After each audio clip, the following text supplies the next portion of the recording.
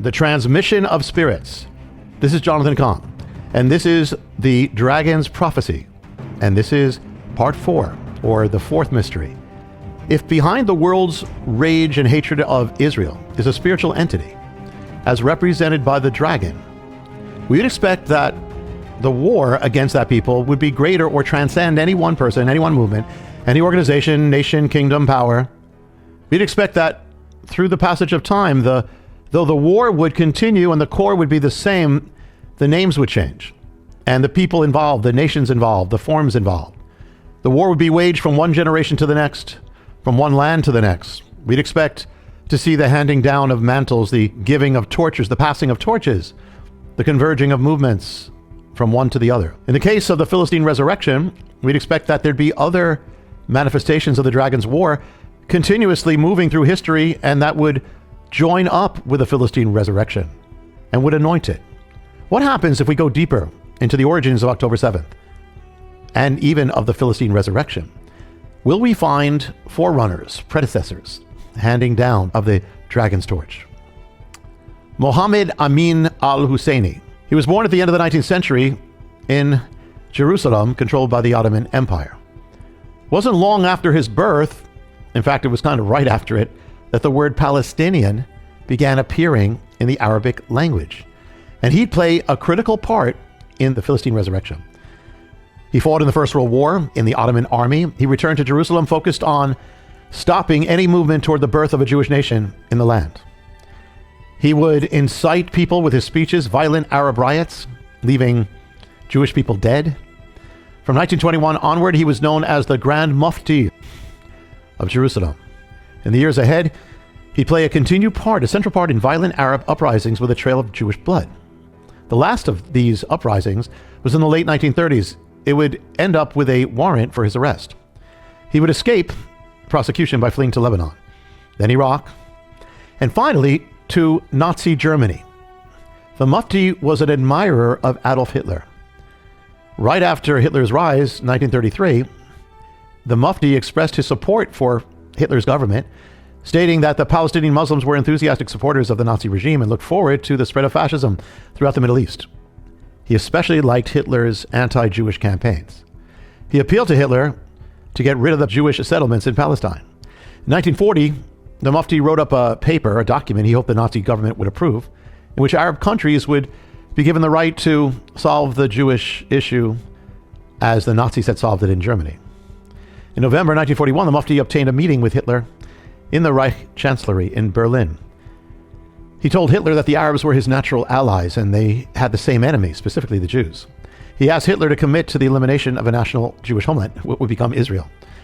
Hitler agreed. He was committed to destroying the Jewish people residing in the Arab world at the right time. The Holocaust was to be taken to Israel. The Mufti was increasingly drawn to the SS. These were the prime operatives in the Holocaust, and they were under Heinrich Himmler. The Mufti was drawn to Heinrich Himmler.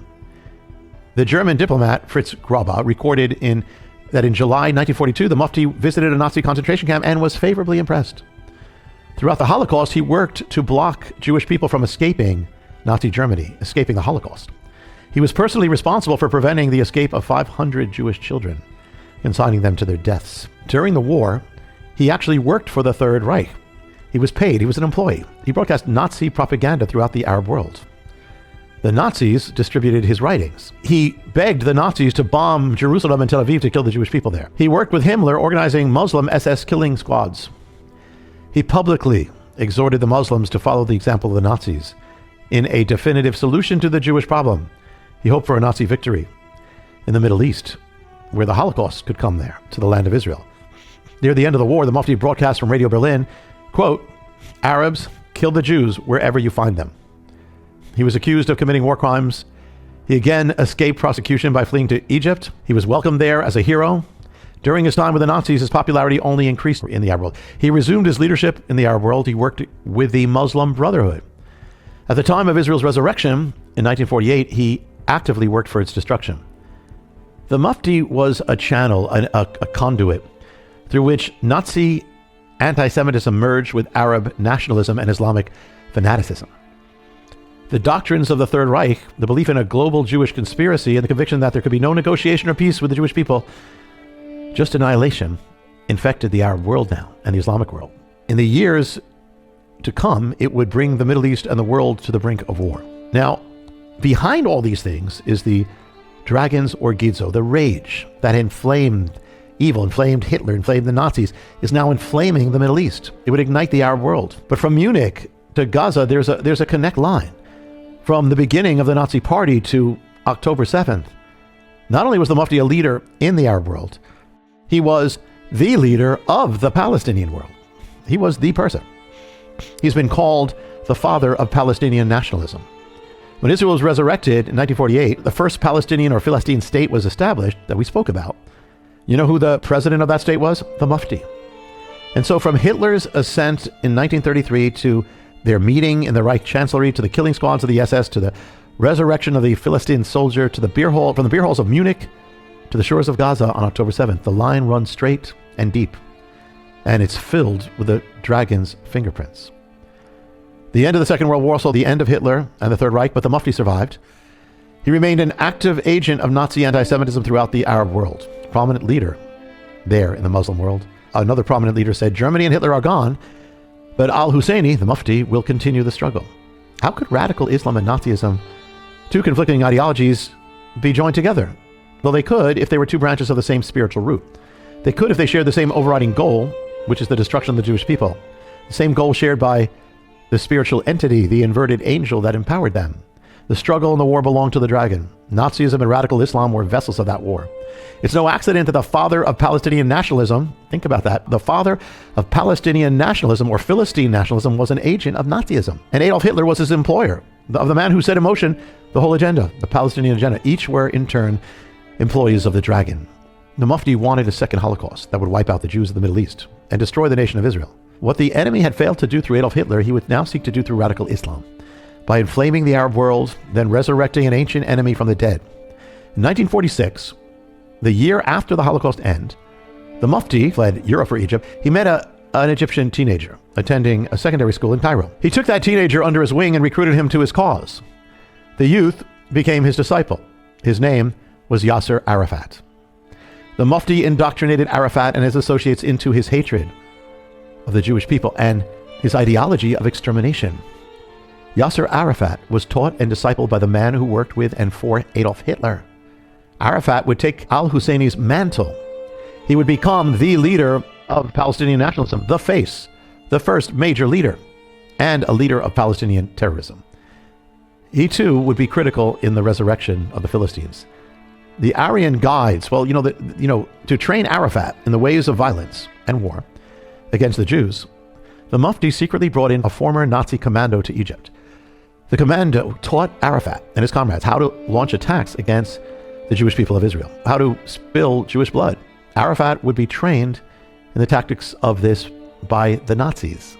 So both the Nazi tactics and the ancient Philistines. Arafat would continue in the Mufti's footsteps. He would himself recruit Nazi instructors into the Palestinian agenda. They would include a man named Erich Altern, a leader in the Gestapo, the Jewish affairs section of the Gestapo. Willy Berner, a member of the Mauthausen concentration camp SS. It wouldn't be revealed till later, but you could see there's a chain that stretches back to the beer hall of Munich, Germany, and forward to Gaza. And within that chain is a man who's the father of Palestinian nationalism, paid employee of Adolf Hitler, also known as the father of Arab terrorism. Hitler's employee would in turn train his disciple Yasser Arafat to wage a war against Israel. So you got this chain, one end of the chain, you have Yasser Arafat, you have October 7th, and you have on the other, you have Adolf Hitler. Only a spiritual explanation shows how these things could be joined. But we are dealing with a spiritual entity. It was interesting because the Mufti is believed to have been born right at the time of Theodor Herzl's first Zionist Congress. So as Herzl and God is beginning the resurrection of Israel, the Mufti is born to fight it and to seek its destruction. The Mufti of Jerusalem. The chain didn't begin with Adolf Hitler, and it didn't end with the Mufti or Yasser Arafat. And there was another person involved as well. Hassan al-Banna was born in 1906 in a village northwest of Cairo, Egypt. And he would also play a key role in this mystery. His father was a teacher of Islamic doctrine, and when al-Banna became an adult, he was disturbed over the abandonment of Islamic beliefs in Egypt. He preached a return to the Quran. In 1928, he founded an organization dedicated to Islam and jihad, the struggle or fight against the enemies of the faith. It would be called the Muslim Brotherhood. Within 10 years, the Brotherhood had branches throughout Egypt. Another 10 years, 500,000 active members, and many more sympathizers. The Muslim Brotherhood was born at the same time that another movement was coming to power, Nazism. And in the year of the Brotherhood's birth, the Nazis won their first seats in the German parliament. Like the Mufti, al-Banna was a fan of Adolf Hitler.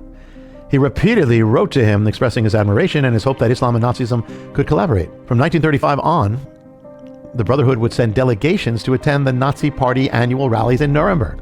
And along with other anti-Semitic writings from the West, the Brotherhood translated Hitler's autobiography, Mein Kampf, into Arabic, and it's filled with rages against the Jews. They called it My Jihad, or Jihadi, My Jihad. It would become widely published throughout the Arab and Islamic world. Beginning in the 1930s, Hitler financed the Brotherhood, and Brotherhood members functioned as Middle Eastern Nazi spies. The Nazis would also help the Muslim Brotherhood in its organizing, its dissemination of propaganda, and its waging of war. Al-Banna was also an admirer of the Mufti, and the two would become collaborators in their war against the Jews. When the Mufti arrived in Egypt, after working for the Nazis, it was al-Banna who played the key part in giving him the hero's welcome. And the Mufti's Nazi-influenced anti-Semitism would influence the Muslim Brotherhood and its ideas. The Brotherhood would disseminate these ideas across the Islamic world. And long after the end of the Third Reich, anti-Semitism from the Third Reich could be found throughout the Arab world. It became a central pillar of radical Islamic thought. Behind the raging of radical Islamic preachers and terrorists against the Jews was the rage of Adolf Hitler. And behind Hitler's raging was the rage of the dragon. The new radical Muslim incarnation of this ancient rage against the Jews was unique. It was now framed as a holy war. And as it was for Hitler, so too for this movement, it was not some side issue. It was central. It was foundational. It's part of their worldview. We would expect that the rage of the Nazi-infected Middle East would find its focal point in the return of the Jews to the land of Israel. And it did. The Mufti was appointed as al-Banna's official representative in Palestine and the overseer of all the Brotherhood's activities in the land of Israel. So the man who served as a bridge between Nazism and Islam would also serve a bridge between the Muslim Brotherhood into the land of Israel. At the time of Israel's resurrection, Muslim Brotherhood troops entered the land of Israel to destroy it. And yet there was more. The Mufti's successor was Yasser Arafat in his war against Israel. The Muslim also had a protege, and in Israel, it would come later. It would appear in the city that would serve as the headquarters of the Mufti as president of the first Palestinian state. It was the city that birthed so much evil for Israel in ancient times and onward. This entity would be born in Gaza. The Brotherhood would give birth to an organization called Islamic Resistance Movement. In Arabic, it was called Harakat al-Muqawama al-Islamiyah. The name was shortened into an acronym. The Brotherhood's child it gave birth to in Gaza was called Hamas. Is it possible that in the very foundation on which Hamas was born, we can find the voice and spirit of Adolf Hitler?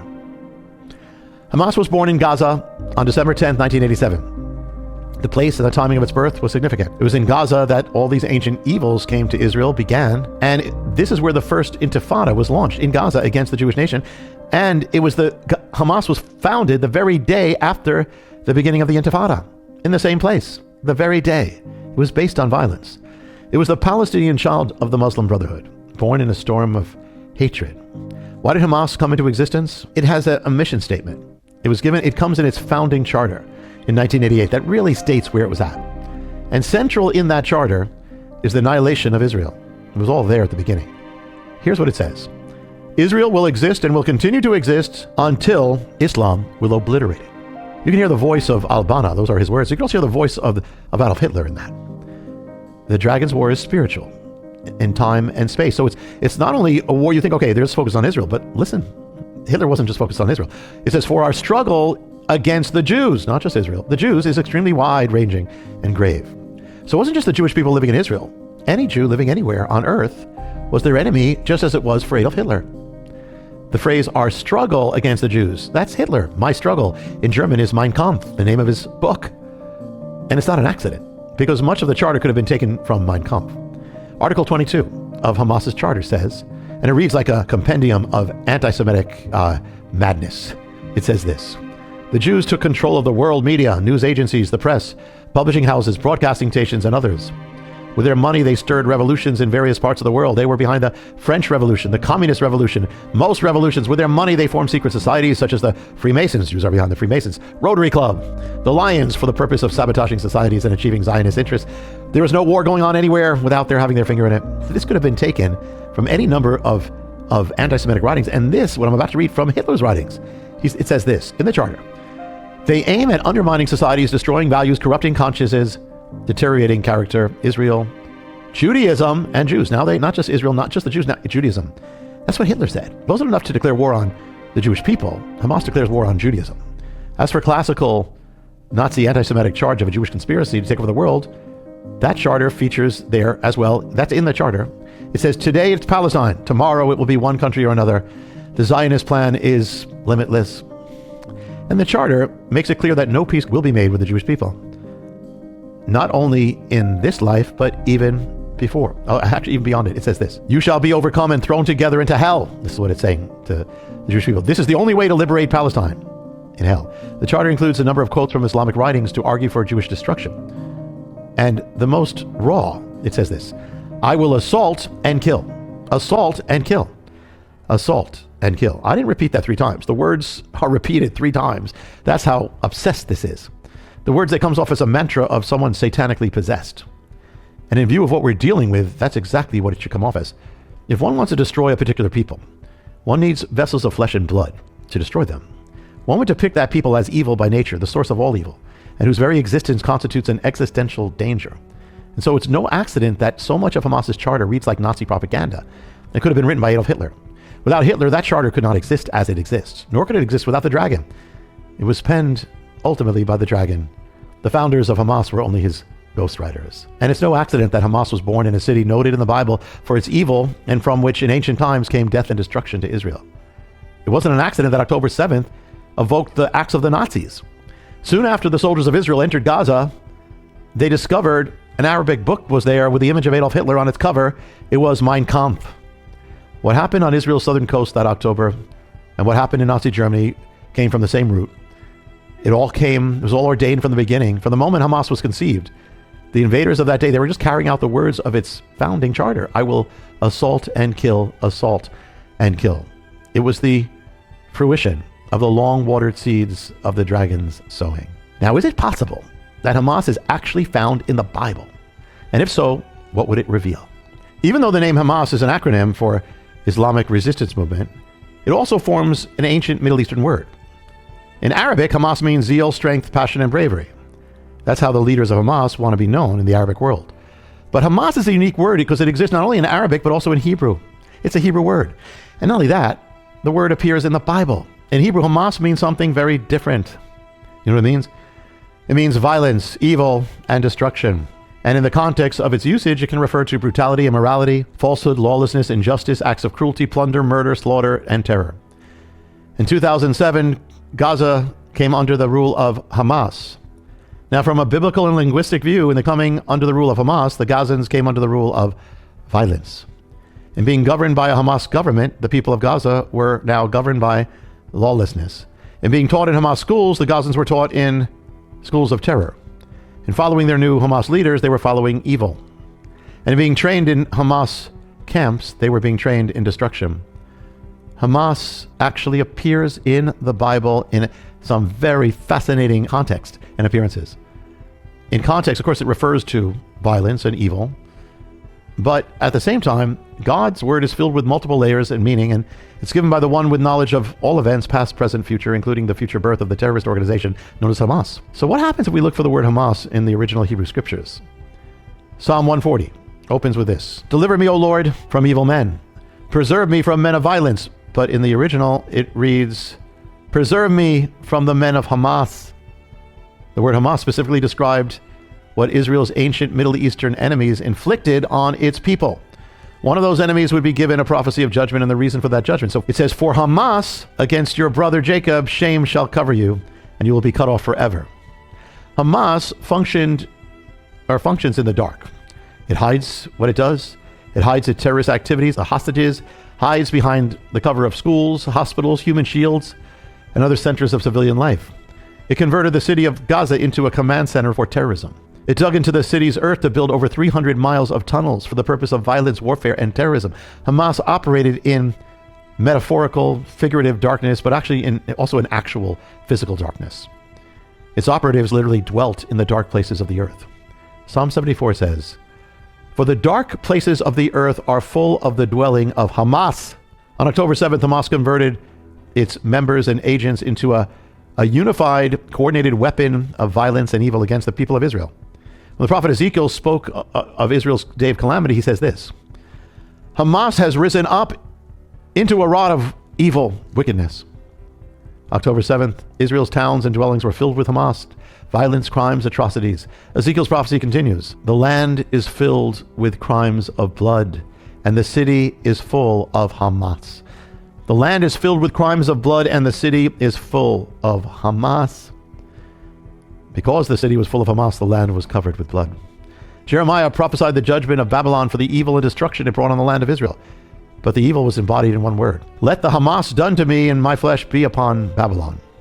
But in the preceding verse, just as significant, another word appears, tanim, or tanin, which is the Hebrew word for dragon. So the word Hamas and tanim, dragon and Hamas, are like that in that place. For the source of Hamas is the dragon, and the dragon empowers it, and Hamas bears the nature of its father. It's an amazing thing that an organization dedicated to bringing evil, violence, and destruction to Israel should choose for its name an Arabic word that was at the same moment the Hebrew word for evil, violence, and destruction. It had no idea that Hamas was the same word used in the Bible to speak of what the enemies of God brought upon Israel and the judgment and destruction that would come on those who did try to do that or who brought violence. But God always has the last word. The prophet Isaiah was given a glimpse into the days when the kingdom of God will manifest on the earth. Messiah will reign on David's throne in Israel. In those days, war will no longer be known. They will beat their swords into plowshares, and the children of Israel will at last find their peace. In Isaiah 60, the prophet specifically mentions one of those blessings. It's not a blessing of what will be, but a blessing of what will be no more. The promise is this, listen. "Hamas shall no longer be heard in your land, neither wasting nor destruction within your borders. In that day, violence will no longer threaten and oppress the Jewish people or the children of Israel. And all those who warred against them, all those who try to wipe them off the face of the earth, from Pharaoh to Hitler to Hamas, will have perished. Their terrors will be long gone. Their threatenings will be over. Their evil and destruction long forgotten." This is what it says in the prophets. This is the next part of the prophecy regarding Gaza, Philistia. "Because she took captive whole communities or villages, I will send fire on the walls of Gaza that will consume her fortresses." The prophet Amos not only exposes Gaza's sin, but foretells its judgment. The judgment would come because of its transgression of taking whole communities, villages of Israel into captivity, and according to varied Bible commentaries, for their extreme barbarity in view of the fact that the ancient sins of Gaza were replayed on October 7th, we'd expect the replaying of the same dynamics in its invoking its judgment. How would that judgment come? According to the prophecy, it would come by fire. "I will send a fire upon the wall of Gaza." And that fire would come through war in ancient times. Did the prophecy come true? It did. In the 8th century BC, the fire of war came upon the walls of Gaza and Philistia through the armies of Assyria, and in the following centuries through the armies of Egypt and Babylon.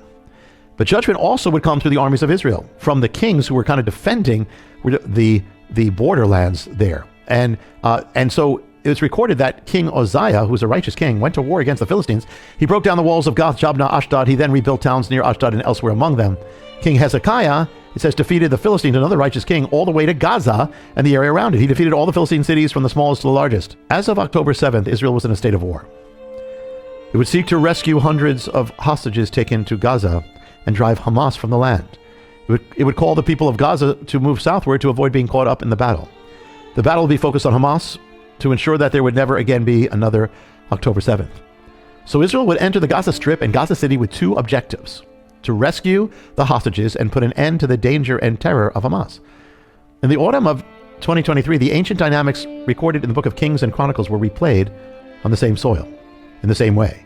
before the eyes of the world. The people of Gaza and Philistia had again attacked the land of Israel, again raided its villages, again committed acts of bloodshed and atrocity, taken Israeli civilians again as captives into Philistia. And so again, their acts would invoke destruction. War would come to the land of Philistia, and fire would burn on the walls of Gaza. Its walls would again be broken, and fire would again devour its palaces. So the ancient wars between Philistia and Gaza, which had ceased ages before Israel's rebirth, now had returned. In ancient times, the soldiers of Israel would enter the cities of the region of Gaza and would fight. So in the autumn of 2023, it replayed.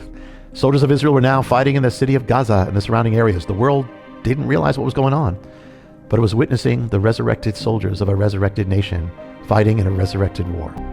Could the name given to the war between Israel and Gaza have been unknowingly taken from the wars of the ancient Israelites and Philistines? In the book of Ezekiel, God commands the leaders of the Jewish people to remove violence and evil from the land. It's a rebuke of the sins of the land. But in the original language in which the command was given, it could be translated, get rid of Hamas. In Hebrew, the command joins together two words, hasiru and Hamas. Hasiru can mean turn away, put away, remove, rid, put an end to. So the direct object of the word hasiru is the word Hamas. So the first words of the command can be rendered as put an end to Hamas, put away Hamas, remove Hamas, get rid of Hamas. In the wake of October 7th, Israel's leaders came to the realization that they couldn't continue to allow Hamas to operate in striking distance. So, to accomplish that, it was summed up in the prophet's words, hasiru Hamas, remove Hamas from the land. Critical in the ancient wars of the Philistines and Israelites, as we've seen, was the issue of iron. What happened in the autumn of 2023 was the greatest war between Israel and the Philistines since ancient time, or what people call the Philistines. It's the same thing. Could the issue of iron again become central in that war? Well, it did. The October War would be filled with iron. The war began when the Philistine invaders breached the Iron Wall. Hamas fired thousands of rockets from ancient Philistia into Israel, and attempting to avert destruction was the Iron Dome. Assisting the Iron Dome in protecting the land from the missiles of Gaza was the air defense system called David's Sling. On top of it, the October War caused the development of, and first time use ever, of new Israeli weapons. One went into accelerate development. It was called the Iron Beam. Another that had never been used before, but now was called the Iron Sting. And first time ever used. And so in the Iron Dome, the Iron Wall, the Iron Beam, the Iron Sting, the iron, the element was critical in the war of Philistia and Israel again. There was more to it though. You know, the Philistines prevented, remember the Israelites from forging weaponry of iron, or tried to. It says there were no blacksmiths. This is a translation. There were no blacksmiths in Israel. The Philistines would not allow them because they were afraid the Israelites would make iron swords, swords of iron. So the translation is bringing out the real issue, using the word iron swords, or swords of iron. The original Hebrew isn't specific, but the meaning is clear. The Philistines used swords of iron to defeat the Israelites and did all in their power to keep the Israelites from having swords of iron.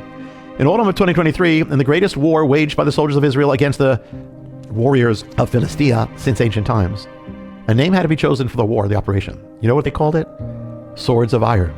Swords of Iron. Okay, now some uncensored information and content, not in the book or anywhere. One of the books I've written is The Return of the Gods, and it opens up how when those nations have turned away from God, they become subject to other forces. And here, one of the things we're seeing is that when a nation or people turn away from God, but also particularly turn against the Jewish people or into hatred of the Jewish people, they open themselves up to the demonic. What happened on October 7th was demonic. And in a sense, there's a possession. And so what we're seeing is this transference or transmission of this evil that goes from generation to generation. We saw a direct line from Nazi Germany, Hitler, Himmler, the Mufti, Arafat, Hamas, all the way into October 7th. And so it's something spiritual happening. And the people involved are pawns. You might even say some of them are possessed, if not all. They're possessed by hatred. But when people turn in hatred to the Jewish people, like Hitler, they open themselves up to possession. Now, one of the peoples I spoke about and linked to Hitler was Himmler. Himmler was, if Hitler was in charge of the Third Reich, Himmler was overseeing the Holocaust. Heinrich Himmler was Hitler's arch executioner. He was the one overseeing the annihilation of the Jewish people and the concentration camps, the SS, the most evil, and so that Himmler, and I mentioned him, he came up because he was close to the Mufti. Mufti and Himmler were close, and Mufti was taken to the concentration camp. He started an SS unit, which is under Himmler. So he has an importance here, and Himmler was over all these atrocities, and then you see on October 7th these atrocities. In September 1939, Germany invaded Poland, and it started the Second World War. It also opened up the Holocaust, because under the cloak of war, that's how Hitler did the Holocaust. And the center of the Holocaust was pretty much Poland, and many Jews were living there. 1 month after the invasion of Poland, and actually just about the time when Poland had been conquered. And so now Hitler's going to start other things. Hitler appoints Himmler. Adolf Hitler appoints Heinrich Himmler over the occupied territories in the newly created officer of Reich Commissioner for the consolidation of German nationhood. He's now in charge of transferring populations, deporting population, as in the Jews. He's going to be deporting the Jews, transferring the Jews in the Holocaust to Auschwitz, to concentration camps, with several departments now run by the SS under his command. So Hitler appoints Himmler just 2 days after the overrunning of Poland, the final thing. So this appointment sets the stage for the Holocaust. So it's a day of great calamity when this happens. What day was it that Hitler appointed Himmler, and thus opening, in many ways, the Holocaust? It was October 7th. October 7th. The date is linked to the enemy, and the date is linked to the dragon, and the date, October 7th, is linked to the dragon's satanic plan against the Jewish people. So we see it again. So Himmler was appointed on October 7th, and he was born, years before, around the turn of the century. What day was he born, Himmler? October 7th.